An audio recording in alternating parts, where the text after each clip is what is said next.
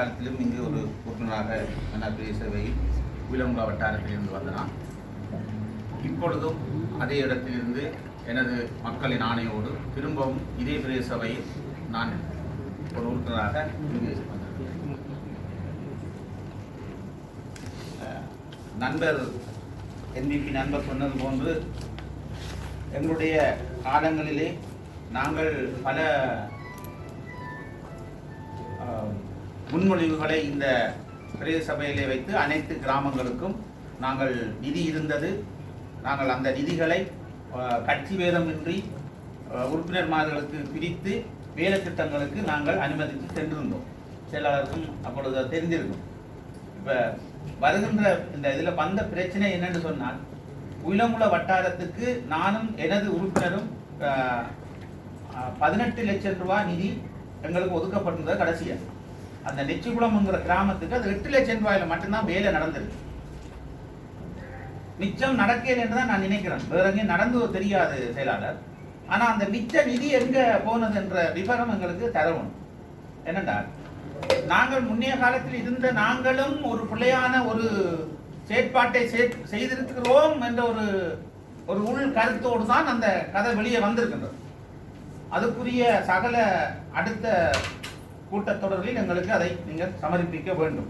ஏனென்றால் வெறுமனையே மன்னார் பிரதேச சபையில் இருந்து நாங்கள் வேலை செய்யவில்லை என்று சொல்லி இருக்கக்கூடாது. நாங்கள் நிறைய வேலை செய்திருக்கிறோம், நிறைய நிதி இருந்தது. அதே நேரத்தில் எங்களோட நிதிகளை வரவழைக்கக்கூடிய இடங்களை இன்னும் அடையாளம் கண்டும் நாங்கள் இன்னும் செயல்படாமல் இருக்கின்றோம். உண்மையாக எங்களுக்கு மன்னார் நகரசபையோடு நாங்கள் ஒரு போட்டி போட்டு நாங்கள் நிதியை கொண்டு வருவதற்கு எங்களால் முடியும்.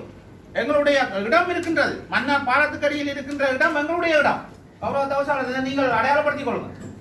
எல்லா நிர்ணயத்திலும் பாலத்துக்கடை இருக்கிற இடம் எங்களுக்குரிய இடம். அதில் ஒரு பெரிய வருமானத்தை ஈட்டலாம். அந்த இடத்தை இன்றைக்கு மன்னார் நகரசபை தவிசாளர் சொல்லி இருக்கின்றார். அந்த இடத்துக்குரிய சகல வேலையும் தங்களுக்கூடாக நடந்து விட்டதாகவும் தாங்கள் அந்த இடத்தை அடையாளப்படுத்தி இருக்கிறதாகவும். அது பிரதேச சபைக்குரிய இடம். என்ன செய்யலாம்? அந்த இடம் நகரசபைக்கு இல்லை. அது எங்களுடைய எல்லை நிர்ணயத்தின்படி மன்னார் பிரதேச சபைக்கு உரியது. MN 88 GS பிரிவுக்கு உரியது. நாங்கள் தான் அந்த இடம் எங்களுடைய இடம். அந்த இடத்தை நாங்கள் விடையலாது. அந்த இடத்தை வழக்கு நீதிமன்றத்துக்கு போய் அதில் தீர்ப்பு கூறப்பட்டது. எல்லை நிர்ணயங்களின் படி யாருக்கு சாருமோ அவருக்கு 2 பகுதியும் சேர்ந்து எடுக்கும்படி. அது மன்னார் நகரசபைக்கு இல்லை.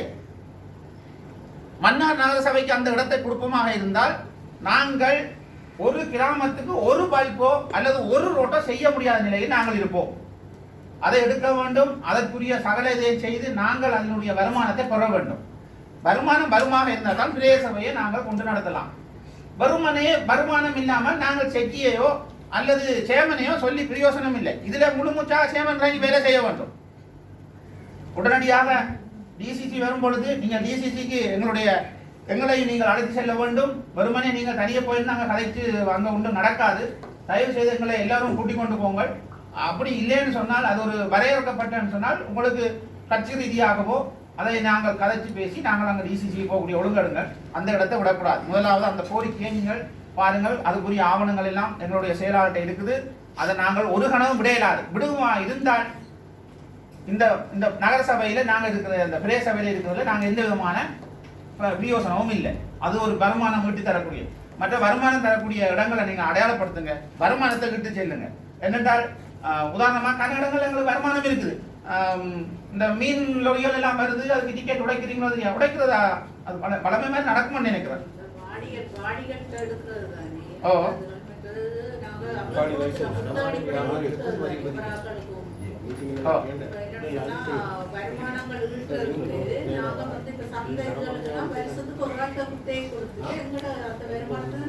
இல்ல, வாகனங்களுக்கு நாங்கள் தனியா தான் உடைக்கணும். என்னன்னு சொன்னா, வாகனங்கள் எல்லாம் நிறைய வாகனம் வருது. சீசனுக்கு நியாயமான வாகனம் வருது. அவையில எங்கட ரோட்டை தான் பயன்படுத்துறாங்க. நாங்க தான் மோட்டார் கார் போட்டு அதை வெட்டி செய்து கொடுக்கணும். வாகனங்களுக்கு தனியா உடைக்கணும், வாடிக்கு தனியா உடைக்கணும். அந்த வருமானத்தை கிட்டக்கூடியதை செய்வோம். அந்த வகையில ஞாயிற்றுக்கிழமைகள்ல இந்த கோழி ரோடு பெரும்பாலும் தாழ்நாட்டெல்லாம் கொடுக்கணும்ல, கோழி கடைகளை ரோட்டுகள்ல அந்த நேரங்கள்ல விற்கிறாங்க. அது ஒரு அதெல்லாம் பின் உடைக்கிறதோடவே போட்டுக்கிறோம், குத்தகைக்கு கொடுத்துருக்கிறோம். அவங்க அதை விட்டுட்டு அவங்க எடுக்காம இது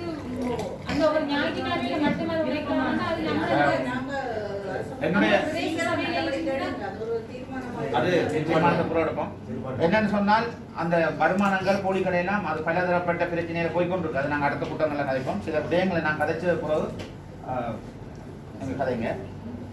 அடுத்ததாக காற்றாலை மின்சாரம், இந்த மண் அகழ்வு எல்லா உறுப்பினரும் கதைச்சிங்க. இந்த காற்றாலை மின்சார சம்பந்தமாக அல்ல மண் அகழ்வு சம்பந்தமாக இந்த பிரதேச சபையில நான் எங்களுடைய கௌரவ உறுப்பினர் தலைமையாரை சேர்ந்த நைன் என்கிறவர் தான் அந்த இதை நான் இங்க கண்டுபிடிச்சு கொண்டு வந்தது. அந்த பேரணையை கொண்டு வந்தவர் இங்க அரசாங்கத்தோட இந்த எந்த அமைச்சரும் சரி எந்த எம்பியும் சரி கொண்டு வரல, ஒரு தனிப்பட்ட ஒரு உறுப்பினர் தான் கொண்டு வந்தார். அது வரைக்கும் முண்டு கொடுத்து கொண்டு தான் இருந்தவங்க இந்த அரசாங்கத்தில். இன்றைக்கு அவர்கள் டிசிசி வழியை சொல்ற கதை அது நாங்கள் சொன்னதானே. நீங்க என்னதுக்கு அதை பார்க்கல? நான் அன்றைக்கு டிசிசி போயிருந்தால் நான் நிச்சயமாக கேட்டிருப்பேன், தகுந்த கேள்வி கேட்டிருப்பேன். நீங்கள் முட்டு கொடுத்து நீங்கள் எங்களுக்கு மேலாக பாய்ந்துதான் இந்த காட்டலையை கொண்டு நீங்க. இப்பொழுது எங்களுக்கு மேலாக பாய்ந்துதான் இந்த மண்ணகல்வை செய்ய சொன்ன நீங்க. இப்ப வந்து கொண்டு காய்ச்சி கொண்டிருக்கின்றார்கள். அது நாங்கள் தான் எல்லாத்தையும் தடை செய்தோம். நீங்கள் தான் அனுமதி கொடுத்தது ஆளுங்கட்சியோட இருந்து கொண்டு. இப்ப இருக்கிற கட்சி ஓரளவு ஒரு சுமுத்தா போய்கொண்டிருக்கிறதால இனி வரும் காலங்களில் அது ஒரு இதா போகக்கூடிய அளவு இருக்கு நிலப்பாடு. ஆனா அவர்களும் சில விஷயங்கள்ல கொடுக்க வேண்டிய ஒரு சூழ்நிலை வரும் என்று நினைக்கிறேன். வந்தாலும் கூட இந்த மன்னார் பிரதேச சபையில ஒரு சொட்டு மண்ணை அகழ்வதற்கு இந்த உறுப்பினர் மாதிரி 22 பேரும் ஒத்துழைக்க வேண்டும். கட்சி பேரம் பார்த்தீங்க போதிகளாக இருந்தால் உங்களுக்கு மக்களால் தகுந்த படம் படிப்பிப்பார்கள். இதுல நீங்க ஒத்துழைக்கணும். கட்சி என்றதுல நீங்க போயிடலாம். என்ன இது எங்களுடைய இடம். கட்சியில் இருக்கிறவர் அவர் சென்ட்ரல் கவர்மெண்ட்ல போய் எம்பிமார் சொல்லுவார்கள், அது நாங்கள் பேசிக்கொள்வோம். அது அவங்கள வேறு. எங்கட பிரதேச சபை இது லோக்கல் கவர்மெண்ட். நாங்க தான் இங்க பார்க்கணும். எங்கட மக்களை பாதுகாக்கிறது நாங்க தான். இதை நீங்க எல்லாரும் இதுக்கு ஒத்து வரணும். அடுத்ததாக இந்த சபையில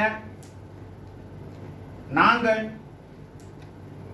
ஒரு முடிவு எடுத்து வந்திருந்த பொழுது கூட எங்களுக்கு ஒரு வேதனை.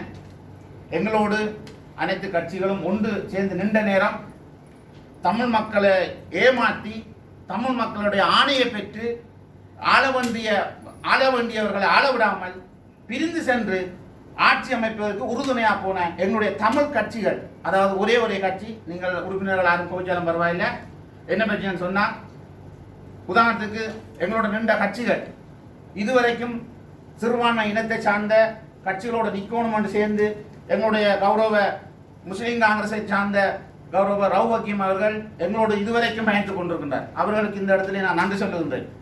அடுத்தது காதர் மஸ்தான் இதுவரைக்கும் எங்களோடு பயணித்துக் கொண்டிருக்கின்றார். சில நேரங்களில் சில தடங்கல்கள் அவர்கள் வந்திருக்கலாம். அதே போன்று ஒரு கூட்டு கட்சிக்குள்ள போன சைக்கிள் கட்சி கூடி தமிழ் உணர்வோடு எங்களோடு பயணித்துக் கொண்டிருந்தார். இந்த நடந்த இந்த உள்ளூராட்சி சபையில சரி வென்று இந்த ஆட்சி அமைப்பதற்கு எங்களுக்கு இந்த உறுப்பினர் எங்களை சப்போர்ட் பண்ணி கொண்டார். அந்த வகையிலே அவருக்கு நன்றியை செலுத்திக் கொண்டு, அதே போன்று சுயேட்சையாக கேட்ட கப்பல் சின்னத்தில் கேட்ட வண்டி சின்னத்தில் கேட்ட அந்த சின்னத்தை அடையாளப்படுத்தின அந்த உறுப்பினர் எங்களுக்கு இப்ப வரைக்கும் உறுதியோடு பயணித்துக் கொண்டிருக்கின்றார்.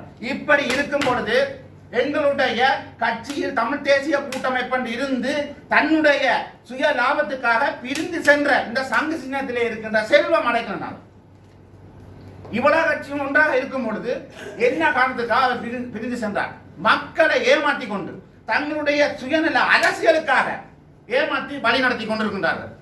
மக்கள் ஆணை கொடுத்தது தமிழர்கள், நீங்கள் சிறுபான்மைகள் ஒன்றாக பயணிங்கள் கொடுத்த பொழுது இவ்வளவு கட்சி இருக்கும் பொழுது நொண்டி சாட்டு சொல்லிக் கொண்டு 2 கட்சிகள், தாய் கட்சிகள், ஒன்று எங்களுடைய கட்சி, அடுத்தது செல்வத்தார கட்சி, விடாக்குனன் குடாக்குனன் என்று சொல்லி மன்னார் பிரதேச சபையை அடவி வைத்த நீங்கள் அடவி வைத்து உங்களுடைய சுயநல எடுபடிகளுக்காக மன்னார் நகர சபையை தோத்தவர் ஆள வேண்டும் என்பதற்காகவும் அடம்பன் பிரதேச சபையை ஆள வேண்டும் என்பதற்காகவும் இந்த மன்னார் பிரதேச சபையில் இருக்கின்ற மக்களை அடவி வைத்து அங்கு 2 இடங்களையும் ஆட்சி புரிகின்றார்கள். இது மக்களால் ஏற்க முடியுமா? இப்படி பார்க்கும் பொழுது எங்களுடைய மன்னார் பிரதேச சபையில் இருக்கின்ற மக்கள் அவர்களுக்கு அடிமைகளாகத்தான் இருக்கின்றீர்கள். தங்களுடைய வருமானத்திலே தங்களுடைய மக்கள் இருக்கவனும், அடம்பன் மக்களும் தங்களுடைய இருக்கவும், மன்னார் பிரதேச மக்கள் அடிமைகளாக வாழவும். ஏன் நீங்கள் ஒட்டு செய்திருக்கலாம் தானே? நாங்கள் பலதர பேச்சுவார்த்தை போன பொழுது அவர்கள் டீல் கதைத்து தான் இந்த ஆட்சி அமைத்தார்கள். இதில் நான் கௌரவ தவிசாளரை குறை சொல்ல மாட்டேன். அவருக்கு சான்ஸ் அளித்தது, அவர் அந்த சீட்ல இருந்தார். அதை வழி வகுத்து கொடுத்தது எங்களுடைய இனம் சார்ந்த கட்சி. ஆனா கதைப்பது தேசியம். அங்க தேசியம் கட்சிக்கொண்டு எங்களுடைய தேசியம் நாங்க கொள்கை தான் வாக்கு கட்டினீங்க. ஏன் நீங்கள் தேசியத்தை மாறி போனீங்க? அதை இந்த இடத்திலே நான் வன்மையாக கண்டிக்கின்றேன். ஏனென்று சொன்னால் மக்கள் ஆணை தந்தது, மக்களுக்கு மன்னார் பிரதேச சபை இவ்வளவு பேரும் நீங்கள் சரியான முறையில் ஆட்சி நடத்த வேண்டும் என்று. வெறுமனே நாங்கள் வேண்டினாங்கள், அடுத்தது நீங்க வேண்டினாங்கள், நீங்கள் வேண்டினீங்க. அந்த அந்த தருணத்தில் கூடி நான் சொல்லியிருந்தேன் செல்வண்ணே, நானும் ஒரு சேர்மன் இதுக்காக போட்டி போடுறேன், உங்களுக்கு நான் விட்டு தரேன், மன்னார் பிரதேச சபைக்கு ஒரு சேர்மனை நீங்க தெரிவு செய்யுங்க. இல்ல டீல் டீல் என்ன டீல் என்று சொன்னால் நகரசபை டீலும் மாந்த வெஸ்ட் டீலும் தான் நடந்தது. டீலுக்காக ஒவ்வொரு தமிழரும் இங்கே நாங்கள் அடைமானம் வைக்கப்பட்டு அங்கு நாங்கள் கொடுத்திருக்கின்றோம். இதையும் நான் கூறிக்கொண்டு அடுத்ததாக கௌரவ உறுப்பினர் சொன்னார், பல வாகனங்கள் இங்கே கரலாக கிடக்கின்றது. அந்த வாகனங்களில் ஒன்று எங்கள் பிரதேச சபைக்கு உரியதல்ல. அதுக்கு விளக்கம் எல்லாருக்கும் தெரிஞ்சிருக்காது. அந்த வாகனம் சென்ற முறை ஒரு போலீசாரால் கைது செய்யப்பட்டு அடாப்டாக கொண்டு இங்கே போடப்பட்ட ஒரு வாகனம். அந்த வாகனத்துக்குரிய தரவுகள் அனைத்தும் இருக்கின்றது. அந்த வாகனத்தை நாங்கள் இந்த இடத்திலிருந்து அப்புறப்படுத்த சொல்லி நீதிமன்றத்துக்கே கொடுக்க சொல்லி அது கொடுக்கல. இப்போ எம்பிபியில் நீங்கள் 3 பேர் இருக்கிறீங்க, ஊழலை ஒழிக்கிற அணி. இந்த ஊழல் அளிக்கிற அணி இந்த வாகனம் சம்பந்தமாக உங்களால் முடிந்தால் இதை உங்களுடைய இலங்கை ஜனாதிபதி, எங்களுடைய ஜனாதிபதியிடம் சென்று இதற்குரிய முடிவை நீங்கள் எடுக்க முடிந்தால் எடுங்க பார்க்கலாம். ஆனால் நீங்கள் எடுக்க மாட்டீங்க. என்றால் நீங்களும் இன்றைக்கு இதே அரசாங்கத்தோடு ஐக்கிய மக்கள் சக்தியோடும் சரி, நீங்களும் சரி இணைந்துதான் ஆட்சி அமைச்சிருங்க கன்னடங்கள்ல. அப்படி பார்க்க போனால் இந்த ஊழல் என்று சொல்றதுக்கு கதை இருக்காது.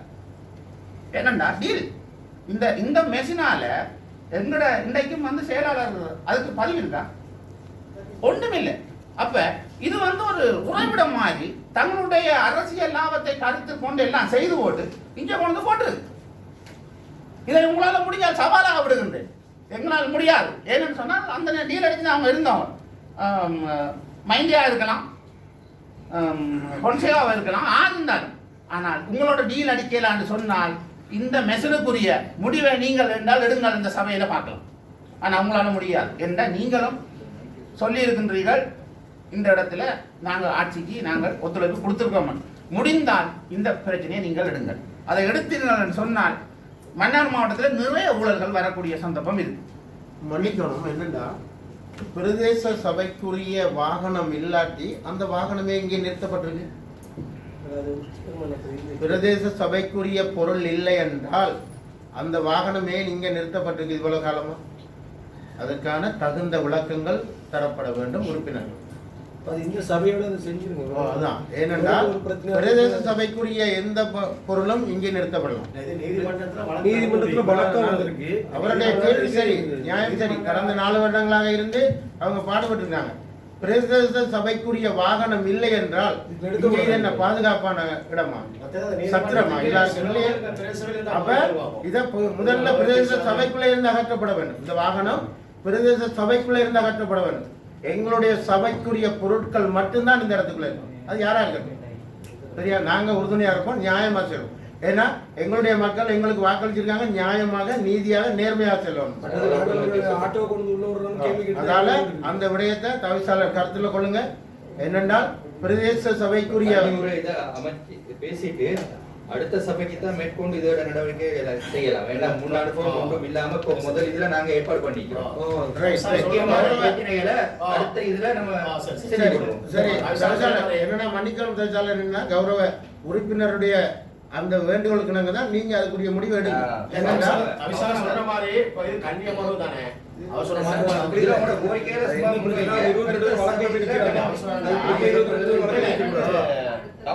என்ன பிரச்சனை சொன்னால் வாகனங்கள் பராமரிப்பு அற்ற நிலையில் இருக்கின்றது என்று சொல்லும் பொழுதுதான் இந்த கருத்து அங்க வந்தது.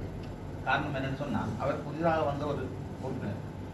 அவர் இந்த பிரதேச சபையில் இருக்கின்ற செயலாளர் பணியாளர்கள் சான்றோத்தனமாக செயல்படாம ஏதோ செய்து கொண்டு இருக்கிறார்கள் கவனிக்கலை என்ற கருத்துக்கு வந்த பொதுவாக வாகனங்கள்ல இது வந்து அந்த விளக்கப்பாடுதான் இந்த எங்களுடைய இந்த டைக்கருடைய விளக்கப்பாடு. என நான் இங்கே இருந்தேன்னா பல சபைகளை பார்த்தேன். அந்த வகையில தான் இந்த கருத்து இப்பொழுது இங்க வைக்கப்பட்டதை தவிர வேற எந்த நோக்கமும் இல்லை. அவர் கேட்டதற்கு உரிய பதில் அவருக்கு இப்ப சொல்லியிருக்கு. இப்ப அவர்களுக்கு விளங்கியிருக்கு இந்த மெஷின் ஒரு பிரச்சனையான மெஷின். இன்றைக்கு யோசிச்சு பாருங்க, அந்த மெஷின் வந்து என்னுடைய காசு உங்களுடைய காசு இங்க இருக்கின்ற ஒவ்வொருடைய வரிப்பணத்தில் எடுக்கப்பட்ட மெஷின்.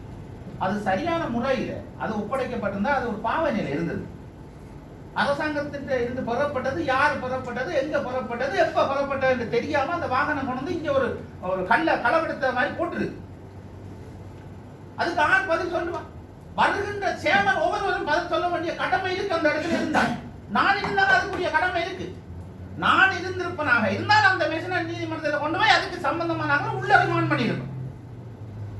பிள்ளையான ரிமாண்ட் பண்ண தெரியுது இந்த அரசாங்கத்துக்கு. இங்க இருக்கின்ற அனைவரும் செய்கிற முழு வேலையும் தெரிஞ்ச அரசாங்கத்துக்கு ஏன் ரிமாண்ட் பண்ண தெரியாது? ரிமாண்ட் பண்ண தெரியும். இந்த பொருள் அங்கு போகவில்லை, அதுக்குரிய முடிவு அங்க கிடைக்கிறது. அதாலே இருக்கலாம். நீங்க 3 பேரும் அதை பாருங்க. கௌரவ உறுப்பினர் அவர்களே, எனக்கு ஒரு சின்ன கேள்வி வருது. இந்த டெக்கு சம்பந்தமா ஆலோசனை உறுப்பினர் கௌரவ சாகிர் அவர் சொன்னது அவர் ஒரு புதிய கருத்து சொன்னார். நீதிமன்றத்தில் தற்போது வழக்கு போய்கொண்டிருக்கு. அது பிழையான கருத்து. நீதிமன்றத்தில் வழக்கு எல்லாம் முடிஞ்சு அதுக்குரிய தண்டப்பணமும் அறவிடப்பட்டிருக்குது. கௌரவ உறுப்பினர் கௌரவ உறுப்பினர் உங்களுக்கு ஒரு தாழ்மையான ஒரு கேள்வி ஒன்று இருக்குது. கடந்த பிரதேச சபை அமர்வுல பிரதேச சபை ஆட்சி நீங்க இருந்திருக்கிறீங்க. கடைசி வருஷம் ஆட்சியில நீங்க இருந்திருக்கிறீங்க. அந்த ஆட்சியில் அதுல என்ன தீர்மானம் எடுத்தீங்க? நான் கேள்விப்பட்ட மீள்குடியேற்ற அமைச்சிலிருந்தும் ஆளுநர்களிலிருந்தும் அதற்கான ஆவணங்களை இந்த பிரதேச சபைக்காக இந்த டிராக்டரை நாங்கள் வழங்கி இருக்கிறோம். இதை ஆவணப்படுத்தி பிரதேச சபைக்கு உரிமமாக்கி கொள்ளுங்கள் என்ற விடயம் அங்கே சொல்லப்பட்டிருக்கிற ஆவணங்கள் மூலமாக சொல்லப்பட்டிருக்கிறது. இதுக்கு அந்த ஆவணங்கள் இருக்குதா? நீங்க அந்த ஆட்சியில் இருந்திருக்கிறீங்க, இத விடயம் உங்களுக்கு தெரியுமா? ஏன் அப்படி ஆவணங்கள் வந்திருந்தால் ஏன் அதை உரிமமாக்கவில்லை என்ற கேள்விகளும் இங்கே இருக்கிறது. எது எவ்வாறாக இருந்தாலும் இது கன்னியுரை என்பதால் எதிர்வருகின்ற காலங்களில் பேசிக்கொள்வோம். ஏன்னா தவிசாளர் அவர்கள் ஒரு நிமிஷம் தவிசாளர் அவர்கள் மதிய பூசல் ஏற்பாடு செஞ்சிருக்கிற காரணத்தினால தயவு செய்து இதை நீடித்துக் கொண்டு போகாமல் இன்னும் காலம் இருக்கிறது. இப்பதான் கன்னி அமர்வு, முதல் அமர்வு. எதிர்காலத்தில் பேசிக்கொள்ளலாம், தீர்மானங்கள் எடுக்கலாம். பிழை செய்திருந்தால் யாராக இருந்தாலும் தண்டிக்கப்பட வேண்டுங்கிற விடயத்துல நாங்களும் உறுதியா இருக்கிறோம். இது எங்களுடைய மன்னார் பிரதேச சபைக்கு எந்த தரப்பாலும் வழங்கப்படவில்லை. அதான உண்மை. எங்களுடைய எந்த பதிவு செய்கிற கொப்பிகளிலோ எதுவுமே எந்த விதமான பதிவும் இல்லாத நிலையில் தங்களுடைய அரசியல் லாபத்துக்காக அங்கங்க சென்று சில கடிதத்தோடு வந்தது. இன்றைக்கு அரசியல்வாதிகளுடைய அடையாளங்கள் இல்லை, அதால அது அப்படியே இருக்கு. ஆனா இது சட்டபூர்வமா எங்களுடைய பிரதேச சபைக்கு வழங்கப்படவில்லை. நாங்கள் அதுக்குரிய முடிவுகள் எல்லாம் எடுத்து தான் கொடுத்துட்டு போனோம்.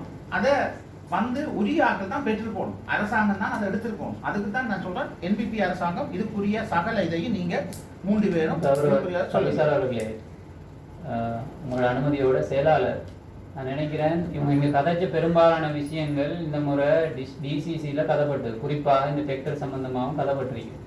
நான் உங்களுக்கு சொல்ற விஷயம் என்னென்றால், முடியுமான அளவு நீங்க என்ன செய்யுங்க என்றால், நீங்க பேசுகின்ற பெரும்பாலான விடயங்களை உங்களோட ஆதங்கங்கள் எல்லாம் அரசாங்கத்துக்கு கொடுக்க வேண்டும் என்கிற அவாவும் உங்களுக்கு இருக்கிற காரணத்தால டிசிசியில முடியுமான அளவு இவர்களை அங்க டிசிசி அமர்வுகளில் கலந்து கொள்வதற்கான முயற்சியை நீங்க செய்யுங்க.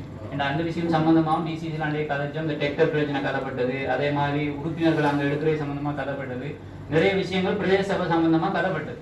எனவே இதுல பேசுகின்ற பெரும்பாலான விடயங்களை நாங்க குறைஞ்சு கொள்ளலாம். என்னடா அங்க நாங்க போய் உரிய தரப்போட கதைக்கிறதால அந்த பிரச்சனைகள் நிறைய தீர்த்து கொள்ளலாம். நாங்க பிரதேச மாவட்டங்கள்ல இருக்கிற அபிவிருத்தி சார்ந்த பிரதேச சபை சார்ந்த பிரச்சனைகள் இதுல பேசி இந்த நேரத்தை நாங்க பெருமதி உள்ளதாக ஆக்கிக்கொள்வோம். முடியுமான அளவு செக்ரட்டரி நீங்க அன்றைக்கு போன விஷயத்தை கதைச்சு டிசிசிக்கு எல்லா உறுப்பினர்களையும் எடுக்கிறக்கூடிய ஏற்பாடுகளை விஷயம் என்னடா உறுப்பினர் அதுல அன்றைக்கு எங்களை அழைக்க இல்லை, அது ஒரு பெரிய தவறு. அடுத்தது என்னன்னு சொன்னா, இந்த மெஷின் சம்பந்தமாக முழு விவரமும் திரட்டப்பட்டு இந்த மெஷினுக்குரிய ஆவணங்கள் பெறப்பட்டு தந்தது எங்களுடைய கௌரவ காதர் மஸ்தான். அதுதான் அவர் அந்த இதை திரும்பவும் கொண்டார். என்னன்னு சொன்னா இந்த மெஷினுக்கு என்ன முடிவு எடுத்திருக்கு இல்லை, திரும்பவும் ஒரு ஆட்சிக்குள்ள வந்துட்டு தானே என்று வந்தது. அதால அந்த பிரச்சனையில நாங்கள் கதைக்க வேண்டிய இடத்துல கதைக்கத்தான் வேணும், அதுக்குரிய முடிவுகளை எடுக்கும். அடுத்தது என்னுடைய வட்டாரம் சம்பந்தமாக என்னுடைய வட்டாரத்தில் 11 GS பிரிவு, மொத்தம் 11 GS பிரிவுகளை கொண்டது. நான் திருக்கேதீஸ்வரத்தில் இருந்து பரப்பாங்கண்ட உத்தராசங்குளம் வரைக்கும் 11 GS பிரிவு. இந்த 11 GS பிரிவிலையும் செயலாளர் உங்களோட நிதிகள் பற்றாக்குறை இருந்ததோ எனக்கு என்னன்னு தெரியாது. ஆனால் அங்கால மின் விளக்குகள் போதிய அளவு இல்லை. காரணம் என்னன்னு சொன்னா, நான் குறை சொல்வதாக நினைக்க வேண்டாம். கன இடங்களிலே நான் 2 வருடங்களுக்கு முன்பு கொடுத்த ஒரு என்னுடைய கடிதத்துக்கு இதுவரைக்கும் ஒரு லைட் குறை. நான் இந்த சபையில இருந்து விலத்தி போய் ஒரு உறுப்பினராக கொடுக்கவில்லை. எனது கிராமத்து மகனாக எனது சந்தியில ஒரு பல்ப் போடுங்கன்னு சொன்னது. நான் எனக்கு இது வரைக்கும் போட. ஆனால் உங்களுடைய அந்த மின் விளக்குகள் நீங்கள் கொள்வனவு செய்ததை பார்த்தால் ஒரு சில கிராமங்களுக்கு போட்ட மாதிரி எங்களுடைய மக்களே உங்களை பேசுகின்றார். அதுக்கு நான் உங்களை குறை சொல்ல வரையில்லை. நான் என்னுடைய காதால கேட்கிறது, மன்னார் பிரதேச சபை என்று நீங்க அடையாளப்படுத்தி இங்க வச்சிருக்கீங்க, இந்த பிரதேச சபையில நீங்க அங்க இருக்காதீங்க, இதை எங்களை மாத்துங்க, இல்லைன்னு நாங்க இந்தியால போறோம், ஒன்றுமே நீங்க செய்யறீங்க இல்ல, நீங்கள் பழைய மெம்பர் தானே கதைங்கடா. நான் உண்மையா வேதனையா சொல்றேன். நான் தந்த கடிதத்துக்கு ஒரு லைட்டு எனக்கு போடல. ஆனா போட்டாங்க. எப்படி போட்டாங்கடா, இங்க இருந்து வாரது இந்த கௌரவ உறுப்பினர் சொன்ன மாதிரி வெளில வாரது 2-3 பல்பை கொண்டு கூட்டிட்டு போறாங்க. ஆனா அவங்கள நான் குறை சொல்ல வரையில என்னடா, நாங்க கொடுத்து விடுறது தானே அவங்க போடுறாங்க. இப்ப உங்களுக்கு நிதி காணாதான்னு நாங்க அப்படித்தான் செய்தோம் அப்படின்னு சொன்னா நாங்க அதை பார்க்கலாம். இப்ப நிதி இருந்து நீங்க செய்யலன்னு சொன்னா அது உண்மையாக செயலாளர் அது ஒரு என்னன்னு சொல்றது, எங்களுக்குள்ள ஒரு கோபதாங்களை உருவாக்குற மாதிரி. உண்மையாவே அது ஒரு விவசாய ஏரியா. பாம்பு கடி இருக்குது, இரவுல தான் தண்ணி பார்க்க போவாங்க. அப்ப ஏண்டளவு எங்க மன்னார்ல நாங்க உங்களுக்கு எல்லாருக்கும் பசிய தீர்க்கிற ஒரு விவசாய ஏரியா. அந்த ஏரியாவில் ஒரு விவசாயி இழந்தோம்னா எங்களுக்கு ஒரு பெரிய இழப்பு. இப்ப அது சம்பந்தம் நாங்கள் அவங்கள கொஞ்சம் கவனமா பார்க்க வேண்டிய தேவை இருக்கு. அப்ப இதுவரைக்கும் நீங்கள் வேணுமெண்டா நான் உங்களை கூட்டிக் கொண்டு போறேன். சில கிராமங்களுக்கு நாங்க போகலாமே. எங்களுக்கு வாக்களிக்கும் போது மக்கள் பேசி தான் வாக்களிச்சாங்க. உங்களுக்கு வாக்கு போட எங்களுக்கு விருப்பமே இல்லை. என்ன செய்யறது, எங்களோட கட்சி எங்களோட ரத்தம் எங்களோட உறவுன்னு தான் போடுறோமே தவிர உங்களுக்கு போடவே இல்லைன்னு கன்னடத்துல எங்களுக்கு சொன்னாங்க. அது சொல்லும் போது ஒரு என்னட்ட ஒரு அம்மா சொன்னா, இந்த வேறு பிள்ளைய மகன் சொன்னதாலாண்டா அந்த வீட்டுக்கு நாங்க உங்களுக்கு போடுறோம்னு சொன்னோம். ஏன்னு சொல்லி கேட்க ஒண்ணுமே நீங்க செய்யுது. நாங்க செய்யறதுக்கு முதல் நீங்க வாத வருமானத்தில் எங்களையும் கொஞ்சம் கர்சனையா பார்த்துருக்கோம். சார் ஒரு பெரிய விளையாட்டு மைதானம் தாங்கள், அதுக்கு காசு ஒதுக்கப்பட்டது, அது வேலை செய்யல. அதான் இப்ப என்னன்னு சொன்னா அந்த